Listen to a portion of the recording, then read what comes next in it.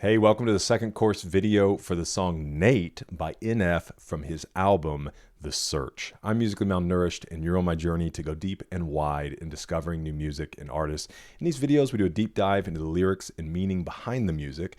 We don't always get everything right, but we do always learn something. We got our work cut out for this in this video because this song, dude, there's so much wisdom and insight in this song. So I guess we should just go ahead and get into it.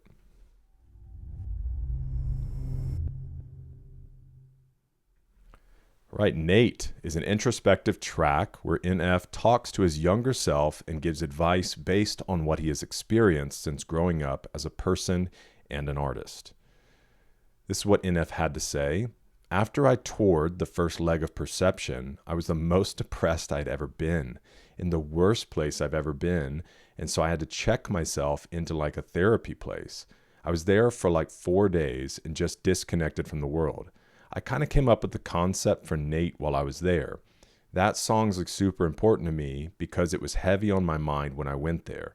The concept of that song is just me talking to the younger me. Well, that all makes sense because it definitely came from a deep place. In an Instagram live stream a day after The Search's release, NF stated that he took part in an activity during therapy that consisted of him having a conversation with his younger self, which led to the song's production. Very cool. All right, let's get into it. Happy birthday to you. Happy birthday, dear Nathan. Yeah, sometimes I want to disappear like I just don't exist. I feel you on that. Or find a time machine and take me back when I was 6. Wish we could turn back time to the good old days when our mama sang us to sleep when we were stressed out. But now we're stressed out. Sorry. Okay. Maybe younger. Either way, I guess maybe younger. Like, yeah, just take me back to the womb. I guess the point of it would be to tell that little kid that he's going to take a lot of hits. Yeah, I'd probably grab your hand and tell you life is hard. If you got questions or you need advice, then talk to God. Because he's the only one that listens even when you think he isn't. It's a good line. Even good people are great at making bad decisions. They ain't going to take us serious. You find out pretty quick that life is more than just appearances. I know some things we could avoid to save embarrassment, but everything that breaks you down can also build your character. Obviously we've already hit some really wise lines, but this one too. Everything that breaks you down can also build your character. I might have shared this story before, and it is like you wish you could go warn yourself like, hey, dude, don't do that thing. You're going to be embarrassed.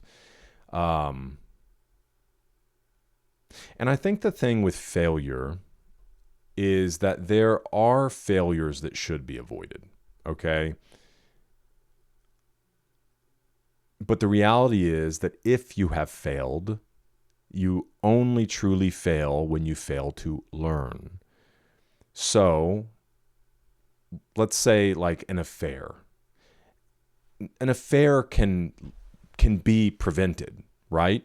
Like, no, you did not have to go be unfaithful to your partner with someone else. That, like, you can't look at that and be like, I'm sure glad I went through that. I think you're off and you're lying to yourself. But if that is something that has happened, whether you were the person that initiated it or you were the person that it was against, let's say the person that made the failure, listen, there is forgiveness and there is learning and there is growth. That is this, mark on your life, but it can be learned from. It probably caused repercussions that you cannot get back or change, but you can move forward. There is always a forward for every person. That is the hope of the gospel. And if you are the person that it was done against, that pain, there is learning and growth from it. So those things did not have to happen, but they can build character. Really, where I was going in the beginning is something not quite as serious. I one time was in like this huddle, this group of people were getting ready for an event, and unfortunately, like, I was born as the class clown. I have had to learn over time how to not be annoying and to use humor as wield that weapon wisely. But I have embarrassed myself enough to keep refining that gift. And we were just in this group. It's all young adults. There's probably 30 people huddled around. And I chose a really bad time. I don't remember what I did. I might have spun on the ground or something. And I just remember the person leading the huddle looked at me like I was just an idiot. And then everybody around, like, nobody was laughing.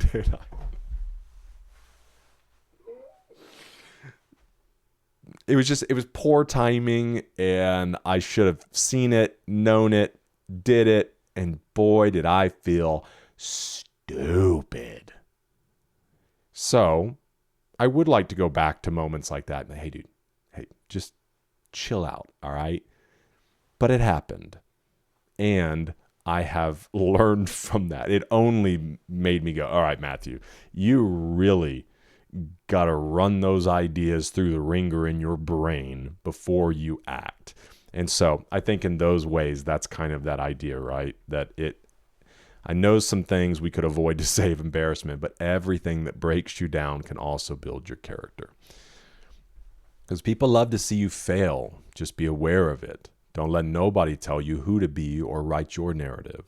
Look, we're all products of the things that we experience. But there is a big difference between confidence and arrogance. And I've talked about that before, 100%, all right?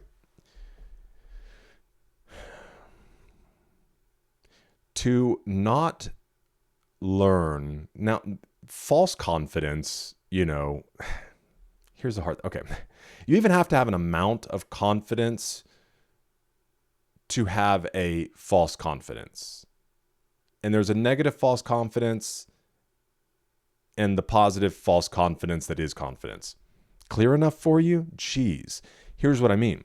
If you're going to move into a task or a position that you've never done before, you need to exercise an amount of confidence, even if you're not 100%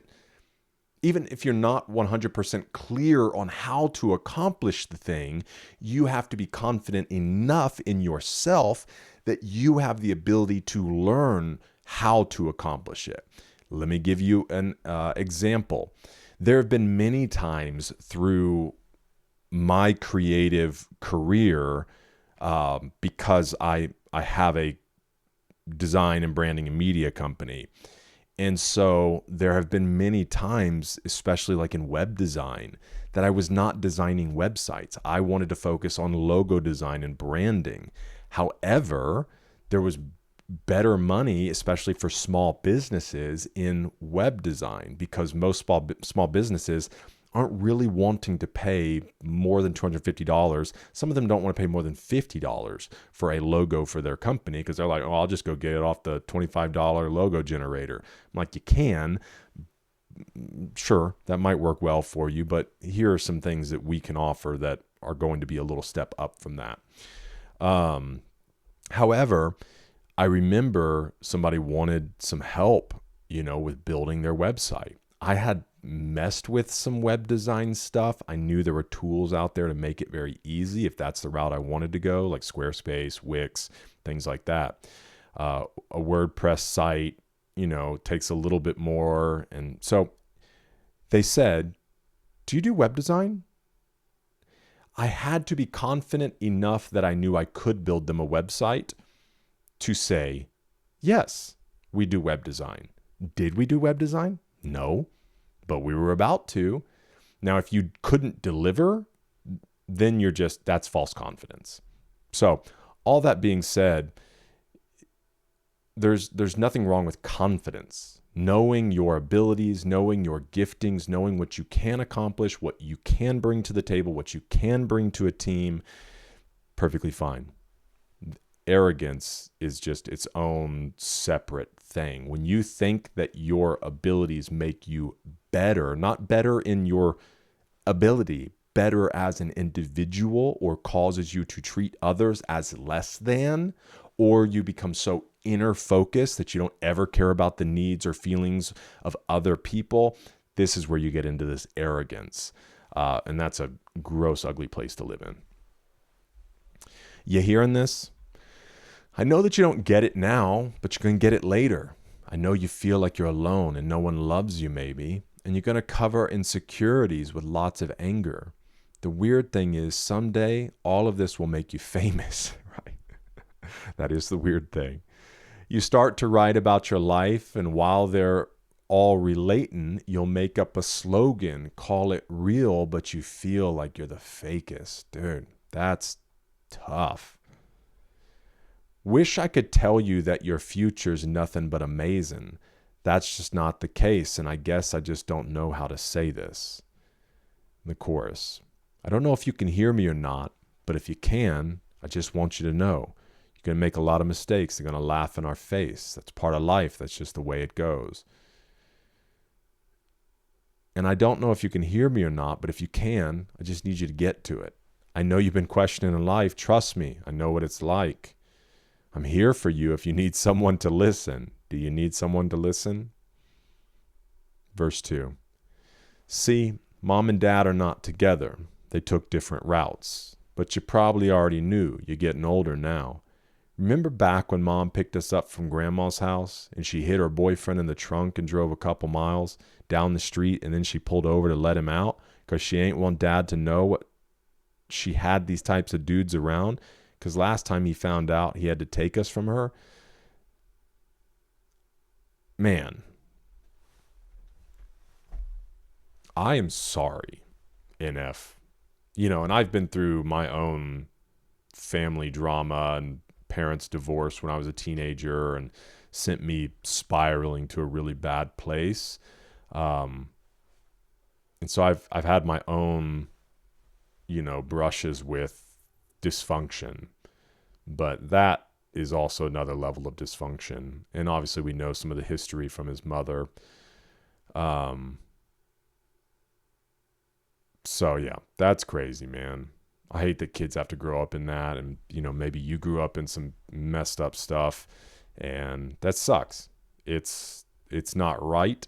It shouldn't be. And my hope and my prayer for you is that just like I did and am doing, you can do something different for your family. You can help break the cycles, and that your children can understand what a stable home looks like. Not a perfect home, Lord help us, but something that's stable, healthy, loving.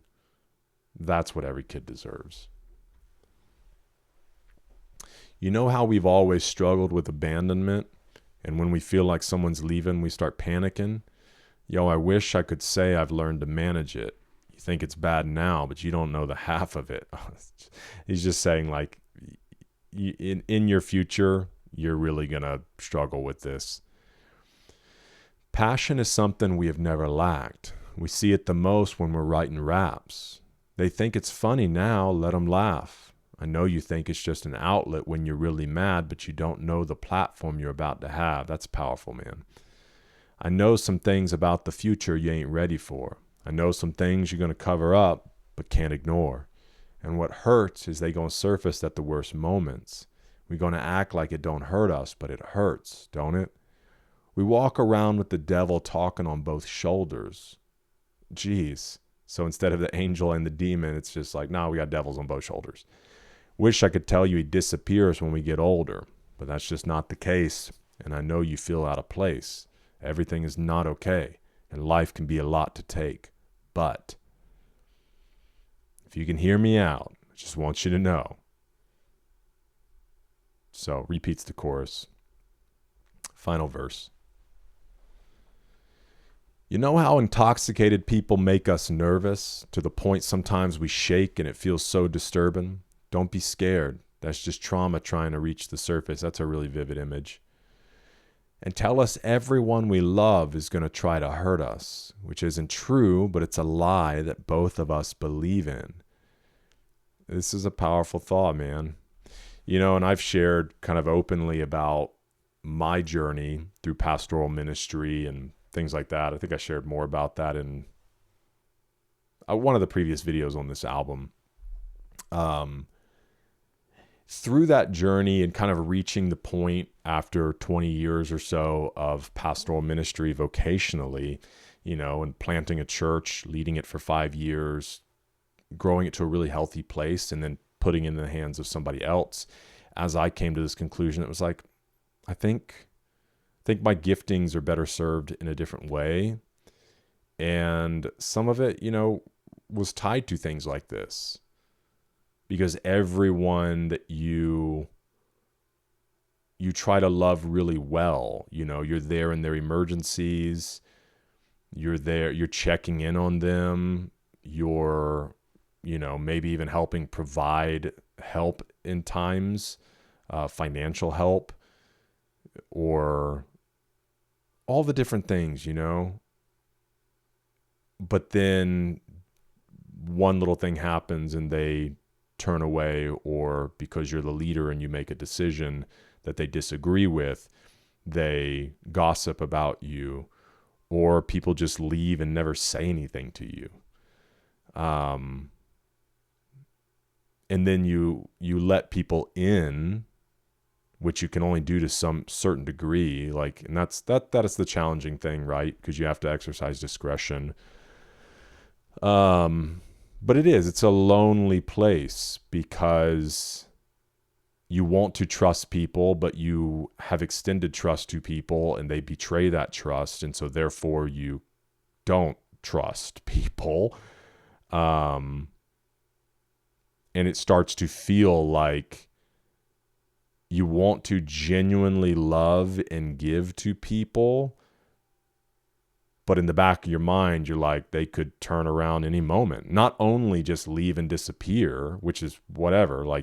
That's probably, well, the best thing they could do is have a conversation with you. But I'm just saying disappearing is fine, whatever. What happens, though, is a lot of times they talk to others. And a lot of times it's misinformed. And then those people leave, and it just can cause a lot of issues. Man, I guess on these NF albums, I'm working through my own trauma. But you get to this place where you can feel like, I don't really want to let you in or give to you or whatever, because it feels like you're going to be out the door any moment with one disagreement. So anyways, it isn't true, but it's a lie that both of us believe in. It's partly true. Not everyone, but some. You might get a glimpse of happiness from your achievements, but what you'll learn as you get older, every time you reach one, is you'll just make another goal that doesn't lead to freedom. Jeez. See, some things about to happen you can't imagine. This was a cool section. At 24, you'll drop an album and you'll call it Mansion. At 25, you'll put out Therapy and gain some traction. Skip to track number 4. Now that's a really sad one. Yeah, Perception's coming next. We're about to reach the masses. It sounds awesome. At the same time, it doesn't matter. I wonder if this has to do with the reception of Perception. Third album served as breakout project. The album was first to hit number 1 on the Billboard. It reached the mark just a few weeks after its release. Okay, so no. It definitely got reception. Officially passed the equivalent of 1 million sales. So, yeah, I guess he's just leading kind of this last line. At 27, we'll make millions, but it's really sad because you learn to realize none of this will make you happy. Man, that is a tough line, dude. I wish that I could look at you with empathy. Sometimes I feel like I've become what you were scared to be, which makes it really hard to look at you with sympathy. Because if I'm feeling bad for you, I have to feel bad for me. And that's just something I feel like we don't deserve. That's why I'm always looking down on you. I know it hurts. I'm sure you have a lot of questions. I've been trying to search to find us both some answers. I'll be here for you if things get worse. That's interesting. Too Many Faces was first used in the intro and outro of NF's 2018 track Why. The phrase refers to the thousands of fans in FCs while performing his shows. And then we read this line in the search that there's an anxiety that comes on him. The phrase likely also has roots in Therapy Session. In the music video, Nathan is surrounded by people wearing masks. Wearing a mask, having too many faces, or being two-faced are both similar analogies that often relate what is known as masking. He goes on in the song to say, how do you picture me, huh? Want me to smile? You want me to laugh? You want me to walk on the stage with a smile on my face when I'm mad and put on a mask? For real, though.